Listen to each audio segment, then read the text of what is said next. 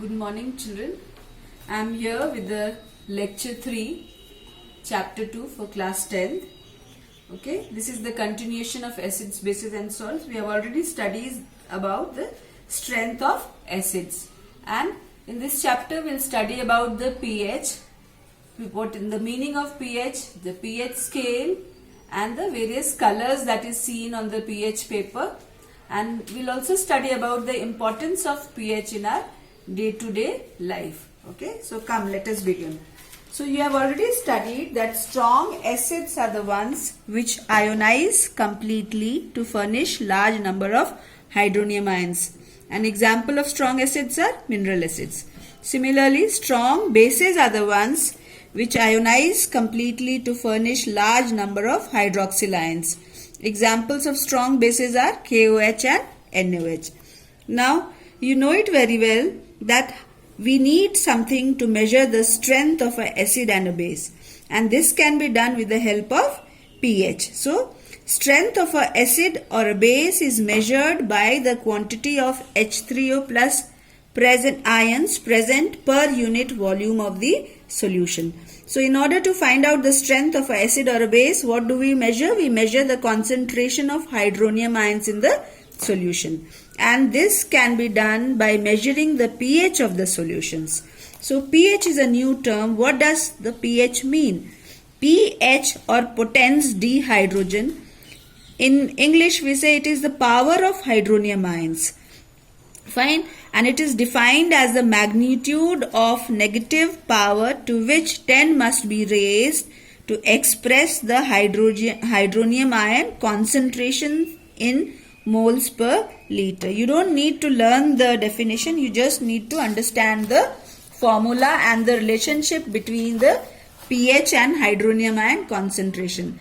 The formula for pH is minus log of hydronium ion concentration, and in a simple term I would say that pH is inversely proportional to the concentration of hydronium ions. That means higher the concentration of hydronium ions, lesser will be the pH. So as you can see, acids have higher hydronium ion concentrations, so their pH value falls in between the range of 1 to 6.9. Whereas bases have less number of hydronium ions, so their pH value is high and it falls in the range of 7.1 to 14. Okay, so you need to remember that larger hydronium ions, lesser pH, lesser hydronium ion, larger pH. Fine, and in water where the hydronium ion concentration is just equal to hydroxyl ion concentration, water is neutral and has the pH of 7. So once again we will just revise. In acids the concentration of hydronium ions is larger than hydroxyl ions, so the pH range is between 1 to 6.9. Whereas in bases the hydronium ion concentrations are less than hydroxyl ion concentrations, so the pH falls in the range of 7.1 to 14. Whereas in neutral solutions like distilled water, it contains the concentration of hydronium ion is just equal to the hydroxyl ion, so the pH value is equal to 7. Okay, so this was about pH. Now we'll study about pH scale. We need to know what pH scale is. pH scale starts from 0 to 14. It has values of magnitude from 0 to 14, as you can see. And here I have drawn the diagram of a pH paper. The above figure shows a pH chart with different colors, and these colors can be obtained with the help of universal indicator. Universal indicator is a mixture of different indicators. So when a paper is dipped in, a paper already dipped in universal indicator is brought near an acid or a base, it acquires a particular color. Okay, and this paper can now be, this pH paper now acquires any one of the shades given in the previous pH chart. Now by matching the color from the pH chart, we can predict the pH of the solution. So you will be doing this in the laboratory during the practicals. Okay, so pH chart or pH paper is of great utility to find out whether it is the solution provided is acidic, neutral or basic. Now please have a look on the pH chart once again. You need to understand the neutral solution on the pH paper is green in color. Okay, the neutral solution or distilled water will show the pH of 7 with green color, whereas the mild acids like carbonic acid will show the color of orange or yellow in color, and strong acids like mineral acids, they show the color of red, okay, or deep red or maroon. Whereas the basic solutions, mild bases like say ferrous hydroxide, they show the color of blue, light blue to dark blue. Whereas the very strong bases like NaOH or KOH, they are very strong. Since they are very strong bases, they have the pH of nearly more than 12 and they show the violet color. So blue to violet is for bases, yellow to red or orange is for acids, and the green color is for the neutral solution. You need to remember these colors because you'll get questions in the board examination or the other examinations related to the color. Now, what role does the pH have in our daily life or everyday life? Let us try to understand this. Now, in human beings, most of the reactions takes place in our body, and our body system has the pH range of 7 to 7.8. Okay, all our body fluids, they have a pH range of 7 to 7.8. So, if this pH of a human being falls below 7, it becomes fatal for him. The person may even die. So, our body automatically maintains, the body fluids maintain a pH between 7 to 7.8. Let us come to the second use. You know, you are already aware of acid rain. Acid rain, which is falling down, coming down to the earth, it has the pH of 5.6. Okay. When such rainfall occurs, the water falls on the river bodies and the soil. And what happens? The river bodies become acidic. Okay, they acquire the acidic pH, and as a result, the survival of the aquatic plants and the animals becomes difficult. That is why the acid rains are not desirable for us. They are changing the pH of not only the water bodies, they are also changing the pH of the soil, and the soil also becomes unfit for crop production. Coming to the third utility, the plants also need a soil of specific pH, as I said earlier, and the change in pH also affects the growth of the plant. So in order to maintain the pH of the soil, many a times quick lime is added. Suppose the soil has become very acidic, so we need to add a base to it, so quick lime is added. Coming to the fourth utility, the role of pH in our digestive system. As you are already aware, in human beings, dilute HCl is secreted in our stomach, and this makes the pH of the stomach acidic. So whenever overeating is done or whenever indigestion is there, what is happening to the pH? The pH of our stomach is being changed, and as a result, the stomach starts producing too much of acid. Now this production of too much of acid starts causing a burning sensation, pain and irritation in the stomach. And such a condition where too much of acid is produced and a burning sensation and pain is seen, that is known as acidity. Increased acidic level in the stomach is called acidity. Now, in order to reduce this overproduction of acids, a mild base like magnesium hydroxide, which is also known as milk of magnesia, or sodium bicarbonate, which is sold under the brand name of Eno etc., is used. Okay, and what role does this play? Magnesium hydroxide or sodium bicarbonate, they are mild bases and they neutralize the excess of acid which is produced in our stomach. Now, they react with excess of acid and this gives relief to the person who is having acidity.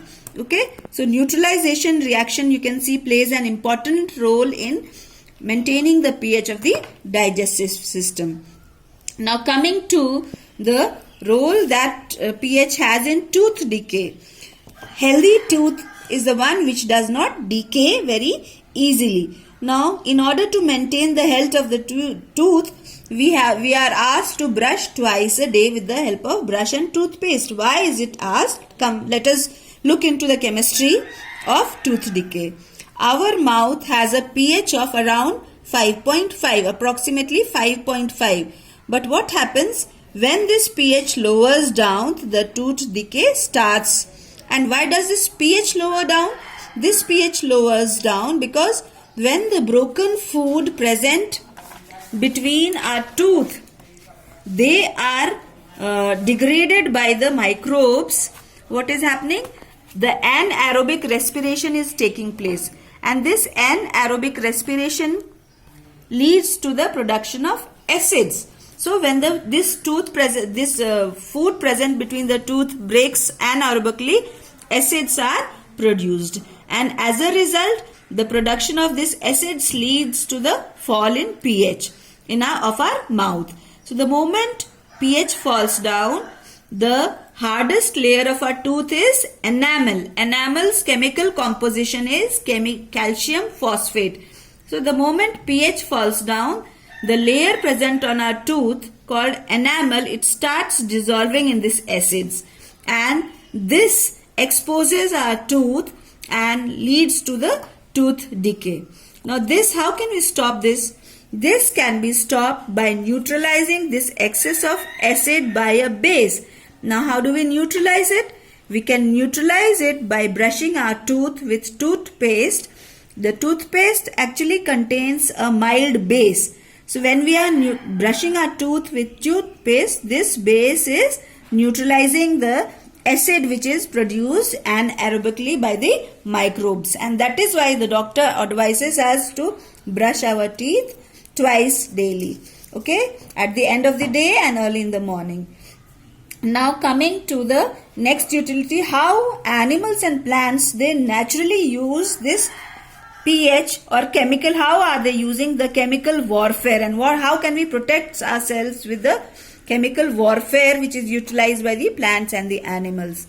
Now you are already aware of honeybee. Honeybee, when it stings us, the sting of honeybee is very, very painful. Why is it very painful? Because bee sting leaves an acid in our body which makes it very painful. And how can we neutralize it? What is the remedy to bee sting? The remedy to bee sting is use of a mild base like baking soda. Okay, so if whenever next time there's a bee sting, apply a paste of baking soda on that area wherever the bee has stinged you. Now you'll get a relief. Why? Because baking soda is a mild base. It will neutralize the acid injected by the bee. Next, there is a wild plant called nettle, and the nettle leaves have stinging hairs. They have minute hairs, okay, which can inject ethanoic acid in our body. Suppose we come across this nettle leaf, they have minute hairs, and this leaf injects ethanoic acid in our body. And what is the injection, this ethanoic acid is very, very irritating and painful. So what is the cure for it? The cure for it is the rubbing of leaf of dock plant. Dock plant is a plant which has leaf which is mild, which the leaf contains a mild base in it. So the moment you rub the leaf of a dock plant, you get some relief from the ethanoic acid injected by the nettle leaves. Now coming to the pH of the soil, whenever, if you have noticed, the farmers are advised to get the soil checked from time to time. The government has set agencies where the soil sample of the farmers are checked for the pH, and the knowledge of this soil pH helps them to grow the crop which is suitable and will give a greater yield. And if at all the pH becomes unfit for growth of the crops, the government advises, the agriculture department advises the addition of certain chemicals which will change the pH of the soil. Now coming to the last utility of pH in our day-to-day life, cleaning of tarnished copper vessels. You have already studied in chapter 1 that copper vessels, on prolonged exposure to the air and moisture, it turns greenish in color. And why does it turn greenish in color? It turns greenish in color due to the formation of basic copper carbonate. The basic copper carbonate has the formula of CuOH whole twice dot CuCO3. So copper hydroxide and copper carbonate layer is formed on the copper vessel, and thus it turns greenish in color. Now this greenish layer can easily be removed by the help of acid. As you can see, these are mild bases. If we rub these mild bases with an acid like lemon juice, the lemon juice contains citric acid, you know it very well. This citric acid will neutralize, or it will convert the basic copper carbonate into salt, and this salt is water soluble, so this layer can be washed and will regain our shiny copper vessel.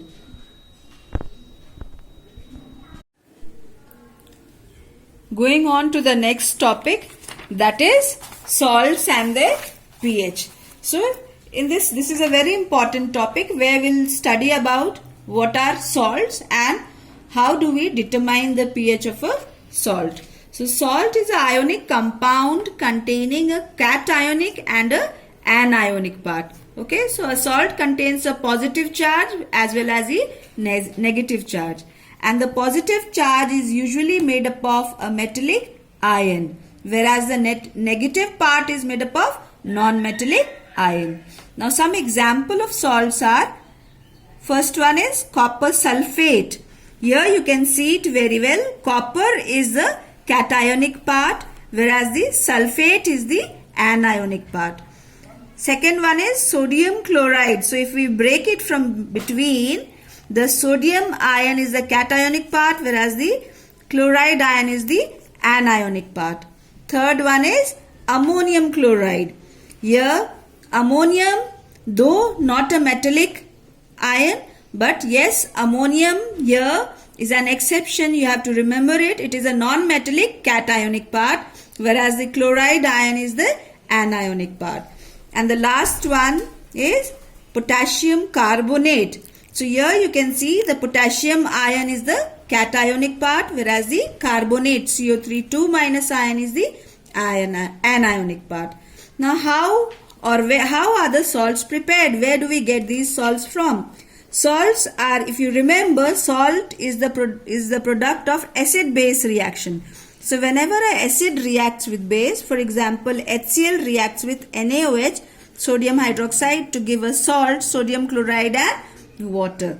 Similarly, whenever the acid reacts with a metal, for example, zinc reacts with sulfuric acid to form zinc sulfate. Zinc sulfate is a salt. Why? Because you can see the cationic part is made up of zinc, and SO4 2- is made up of the SO4 2- is the anionic part, and hydrogen gas is evolved. The third method by which we can make a salt, prepare a salt, is by reaction of metal carbonates with acid.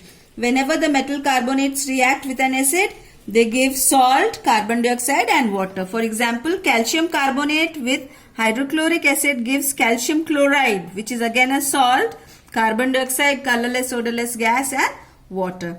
Now how do we measure the pH? How do we find out the pH or predict the pH of a salt? pH of a salt can be predicted by addition of water to the salt. The moment we add water to the salt, the addition of water to the salt is known as hydrolysis. Hydro means water, lysis means breaking. So breaking of salt with water is known as hydrolysis. And what is the reaction that is taking place? Let us see. The first category of salt that we are going to study about is salt of strong acid and strong base. Strong acid, for strong acid I'll write SA. For strong base I will write the abbreviation SB. You can see sodium chloride. When we add water to sodium chloride, the salt gets converted to NaOH.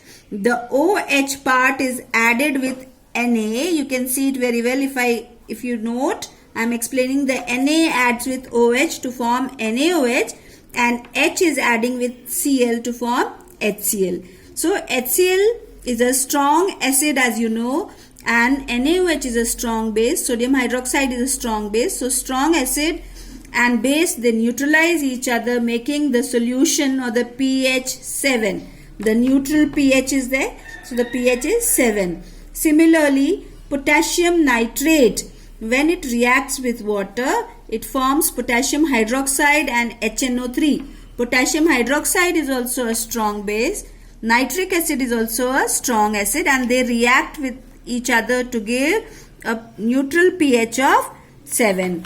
Going on to the second category, salts of strong acid and weak base. The weak base will be symbolized by WB, strong acid by SA. So one example of salt of strong acid and weak base is ammonium chloride.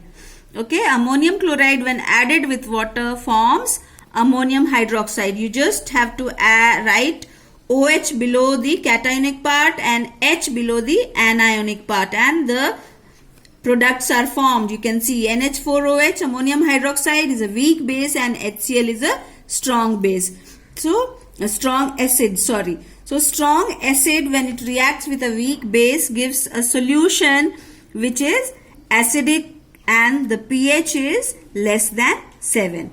The second category of this salt, that is strong acid weak base salt, is copper sulfate. Copper sulfate, when it reacts with water, it gives cupric hydroxide, which is a weak base, and sulfuric acid, which is a strong acid. And when strong acid neutralizes the weak base, the resulting solution is acidic. So the pH is less than 7. Such reactions, such prediction of pH will be asked in the examination. So it is a very important part, children. Please try to understand and do practice at home. Similarly, salts of third category, salts of strong base and weak acid. So here we are having example is sodium carbonate. Okay, sodium carbonate, then sodium acetate, sodium bicarbonate. Here you can see the base that is used is sodium hydroxide, and the acids are carbonic acid, acetic acid, and yes, of course, carbonic acid. So when water is added to sodium carbonate, the product is NaOH and carbonic acid. Carbonic acid is a weak acid, sodium hydroxide is a strong base, and they neutralize each other, giving a solution which is basic in nature because the base is strong. Thus the pH is greater than 7. And the last category, the salts of weak acid, weak bases. Here both the acids and the bases are weak. So example is cupric acetate and ammonium carbonate. So when ammonium carbonate reacts with water, the OH radical is added to NH4, and as a result we get a weak base, ammonium hydroxide, and a weak acid, carbonic acid. So a weak acid and a base, they neutralize each other to give a neutral solution having the pH of 7, as you can see. So this is how we can predict the pH of a salt. We have to use hydrolysis reaction, remember. Now let us study about some important salts like common salt or sodium chloride. The common name of this salt is table salt. It is obtained by evaporation of seawater, and when the seawater is evaporated, some impurities like magnesium chloride and magnesium sulfate is also present because of the evaporation of seawater, and these two salts make the common salt sticky. They are hygroscopic in nature, they absorb moisture. The second source of common salt is rock salt. Rock salt is obtained as solid deposits from some mines present in Mandi in Himachal Pradesh. The impurities present in the rock salt often make it brown in appearance. Okay, sodium chloride or common salt is hygroscopic in nature. Why is it hygroscopic in nature? Because you know it very well, it easily absorbs moisture from the surrounding and it becomes wet. And is sodium chloride hygroscopic in nature? No, sodium chloride is not hygroscopic in nature. it becomes hygroscopic due to the presence of magnesium chloride and calcium chloride, which is present as impurities in the common salt. Now, uses of common salt: it is used as a flavoring agent in food. It is mixed with ice to make freezing mixture. It is also used in soap making and also in industrial use. So these are some of the uses. Let us move on to the next important compound, that is caustic soda or NaOH. NaOH is commonly called caustic soda. The name sodium hydroxide is a chemical name. It is a strong base, as you know. It is manufactured by chlor-alkali process. So chlor-alkali process is a process where the products are chlorine and alkali. Okay, in this process what do? We do electrolysis of brine solution. What is brine solution? Brine solution is NaCl aqueous solution. So we do electrolysis of this NaCl aqueous solution, and the products obtained are chlorine and alkali, NaOH. Thus the name of this process is chlor-alkali process. And where is it carried out? Where is electrolysis of brine solution carried out? It is carried out in Kastner-Kellner cell. Okay, so when electrolysis of NaCl aqueous is done, the ions produced are Na plus, Cl minus, H plus and OH minus. And at the cathode, the Na plus and H plus ions move to the cathode, where the H plus ions, they pick up 2 electrons and lead to the formation of hydrogen gas. So where is hydrogen gas discharged? It is discharged at the cathode. It is very, very important. Remember that. At the anode, the OH minus, that is the hydroxyl ions, and the chloride ions, they approach the anode, where the chloride ions, 2 chloride ions, they give up 2 electrons to form chlorine gas. So at the anode, chlorine gas is evolved or discharged. Now note it very carefully that 2 electrons are added at the cathode and 2 electrons are removed at the anode. So the conservation of mass is followed. Now going on to the latter part of this sodium hydroxide. Sodium hydroxide is left behind in the solution in the aqueous form. Okay. From there we can obtain sodium hydroxide by crystallization. Now the overall reaction of chlor-alkali process, NaCl aqueous, when it reacts with water in the presence of alkali, the products formed are NaOH, which is present in the aqueous state in the solution, chlorine, which is discharged at the anode, hydrogen, which is discharged at the cathode. What are the uses of caustic soda or NaOH? The uses: it is used in manufacturing of soaps, detergents. It is also used in paper industry, in petroleum refining, and it is used in the schools as laboratory reagent. Now what is the use of HCl? Where are we getting this HCl from? We are getting this HCl from hydrogen and chlorine. We react both of them to get HCl. So the HCl produced is used in textile industry, in manufacturing of medicines, cosmetics, and as a laboratory reagent. Now coming on to the next very important salt, which is a product of acid-base reaction, is bleaching powder. Bleaching powder has the formula of CaOCl2 and the chemical name of it is calcium oxychloride. It is yellowish white powder in appearance, and it is manufactured by the following process. You can see calcium hydroxide reacts with chlorine. When chlorine gas is bubbled through a calcium hydroxide aqueous solution, we get the product of bleaching powder, calcium oxychloride, and water is produced. And bleaching powder, when exposed to air, it releases chlorine, whose smell can be sensed by us where it is sprinkled across by the side of the drains. Calcium oxychloride is a mild basic salt, so it reacts with acid to give salt, water, and chlorine. So CaOHCl2, it reacts with sulfuric acid to give calcium sulfate, water, and chlorine. What are the uses of calcium bleaching powder or calcium oxychloride? Uses: it is used in laundry for bleaching clothes. It is also used in paper industry for bleaching wood pulp. It is used to disinfect drinking water. How does it disinfect drinking water? The chlorine gas which is released, it oxidizes or it kills all the germs present in the drinking water. So it is used for disinfecting drinking water. Coming on to the next salt, that is baking soda. Baking soda has the formula of NaHCO3 and the chemical name is sodium bicarbonate. It is manufactured by Solvay's process or ammonia soda process. Here what is done? A brine solution is taken through which we are bubbling carbon dioxide and ammonia gases.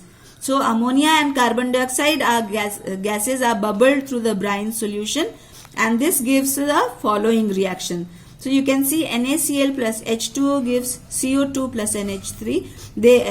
NaCl plus H2O plus CO2 plus NH3. They react amongst themselves to give ammonium chloride and sodium bicarbonate. So sodium bicarbonate is nothing else but the baking soda, and this being sparingly soluble or partially soluble in water, this remains, ammonium chloride remains in water as aqueous solution, but sodium bicarbonate, because it is partially soluble, it separates out from the ammonium chloride. Ammonium chloride is highly soluble, so it remains in the solution. Okay, then we can separate the baking soda by filtering it, and we have to dry it, and after this we can crystallize it. It is a white crystalline salt of a strong base NaOH and a weak acid carbonic acid, which on hydrolysis forms a solution which is basic in nature and has the pH greater than 7. Now sodium bicarbonate, when heated, it forms sodium carbonate, water and carbon dioxide. This is a very important reaction. Okay, baking soda when heated forms washing soda, water and carbon dioxide. Now where do we use this baking soda? It is used in baking industry for the baked food. It makes the baked food items fluffy and crispy. How does it make it? It is the baked food items become fluffy and crispy because of the reaction where the baking soda when heated releases carbon dioxide, and the release of carbon dioxide makes the food light and fluffy. Okay, it is also present in the baking powder. The baking soda is present in the baking powder. The baking powder already contains tartaric acid. Okay, so when this baking soda reacts, when it is heated in the presence of tartaric acid, it evolves carbon dioxide.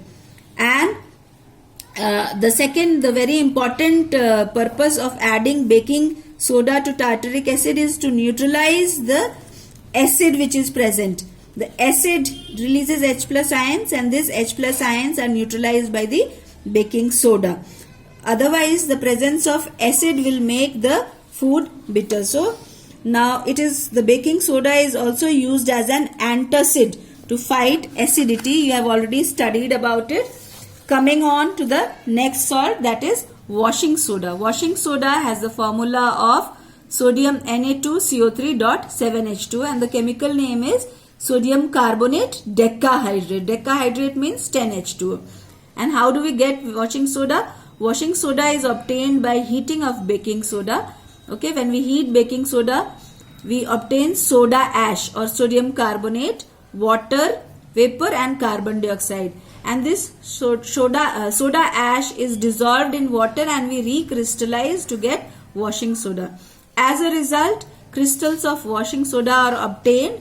Now these crystals, the soda ash does not contain any water of crystallization. So we have to add water to it to form washing soda, which contains 10 molecules of water of crystallization. Okay, these are white transparent crystals which on hydrolysis give a mild basic solution. As you can see, the washing soda is a salt of NaOH and carbonic acid. So the moment you add water to it, it forms a mild basic solution. It shows efflorescence. That means it loses the water of crystallization on exposure to air.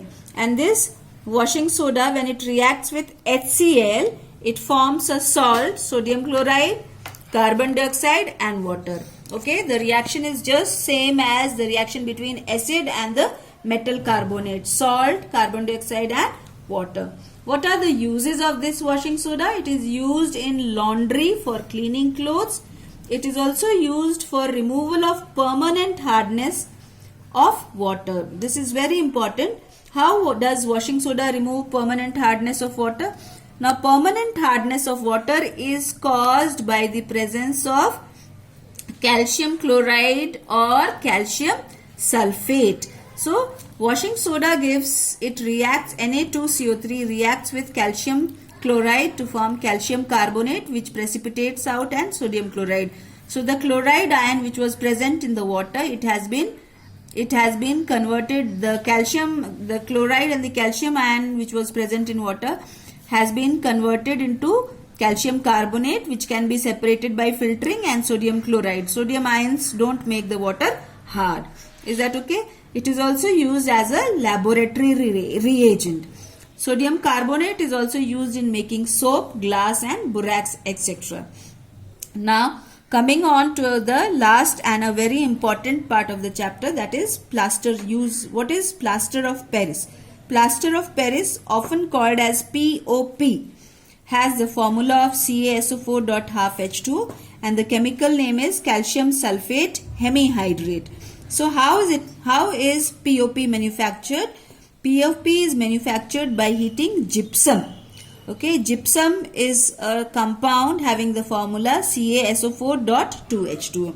So when we heat gypsum at around 100 degrees Celsius, below 100 degrees Celsius, okay, remember it has to be heated below 100 degrees Celsius, it forms CaSO4.12H2, that is calcium sulfate hemihydrate and 1.5 molecules of water. The precaution that has to be taken in this is that the temperature should be maintained. Note the heating, if we start heating above 100 degrees Celsius, overheating of calcium sulfate .2H2 or gypsum will take place, and this will lead to the formation of anhydrous calcium sulfate, commonly called as dead burnt plaster. So we have to avoid overheating. The temperature should not go beyond 100 degrees Celsius.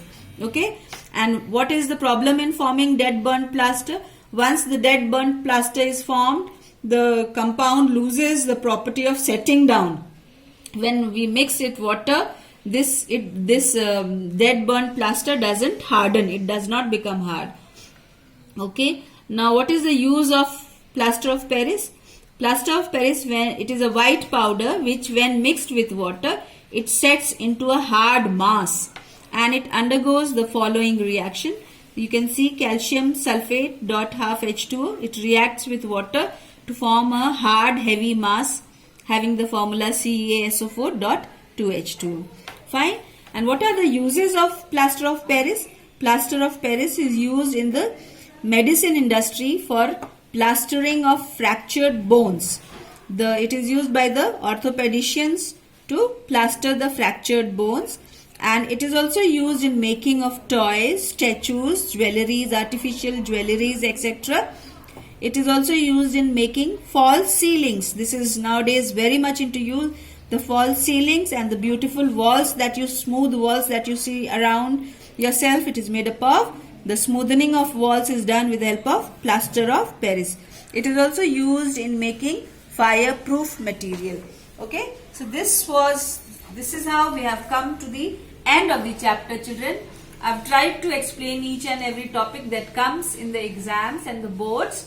So if you have any doubt, please post me on my personal WhatsApp, and I think my video that I have made will try to help you out. Okay, thank you, children. Till then, till we meet again, take care of your health and be happy. Thank you so much.